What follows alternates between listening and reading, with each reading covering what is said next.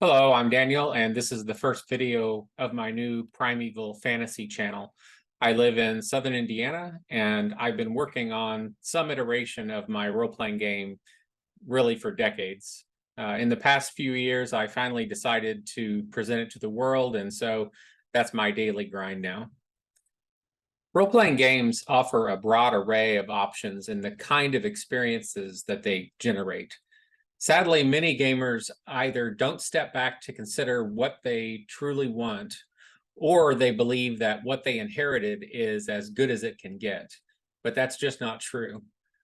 In previous videos, I've discussed the kind of world that I want, what I call a primeval fantasy world. The other half of what I want is a strong feeling of otherworld immersion. Through the years, we used to talk about immersion, but ultimately that just led to confusion because immersion can refer to any kind of enjoyment, any game, any kind of activity that you really get into. And that's not what many of us are referring to when we talk about immersion in gaming. So the feeling that I am really after is that I am transported into a living secondary world. I want to move away from the miniature wargaming end of the role-playing spectrum and to move as deeply as possible into the make-believe end of things.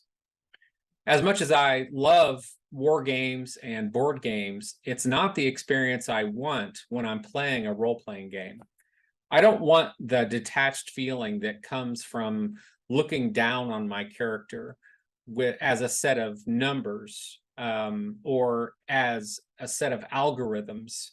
I want him to feel like he's a real person and that I'm stepping into that character's boots and exploring a real world as a tangible place.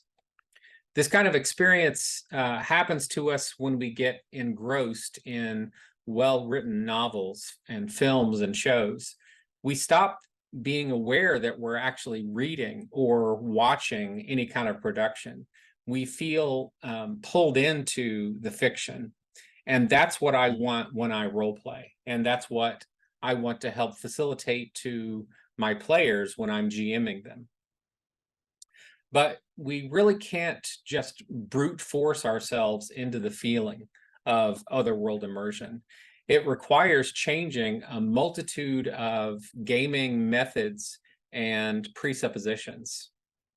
So I see role-playing games as an art, and the experience we collectively generate as we play depends on the tools and practices of that art. And so our role-playing game methods have to be examined to see how they actually steer our experiences. Role-playing games are chimeras. They're the mixture of multiple older elements, primarily miniature wargaming and make-believe. This is the role-playing game origin story, right? So Arneson and Gygax and others began mixing those two fundamental activities and gave birth to what we call role-playing games.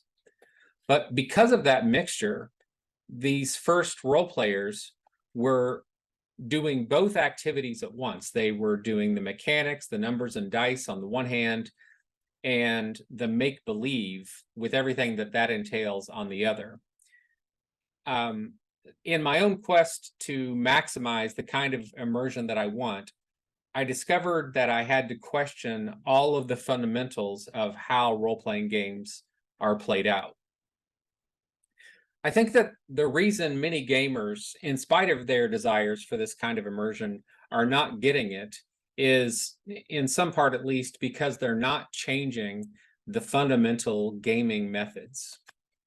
What players needed, I realized, was for their focus to be on imagination or on make-believe as much as possible, and therefore to stop being on the mechanics.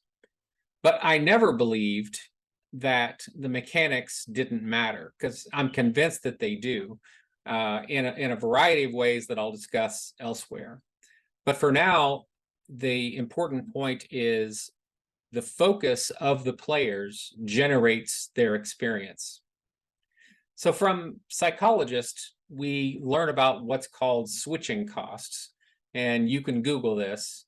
It comes down to the mental taxation and loss of experience whenever we are juggling and toggling between two different mental activities. Our minds can't be pulled in two directions at the same time. And when we try, we actually diminish the experience of both of those directions. So for me, this is a long journey of change. I used to be highly reticent to the changes that I'm proposing now. But what my group has been moving towards for the past few years is a radical change in methodology, so that the players only focus on a strong unity with their characters. All of the mechanics still matter. They're simply done behind the GM screen instead. Now, this is nothing new. Within the first year of role-playing games, a gamer named Sandy Eisen proposed this in a letter to Gygax. He did this because he noted that once his and other gamers' attention shifted from the wonder of exploration and all the mysteries in the world, his experience was changed and in his mind diminished. You can Google Eisen's vow, and John Peterson does a good job of covering this in his book. So I arrived at the same place and realized that by eschewing the player focus on mechanics, they get to avoid the switching cost.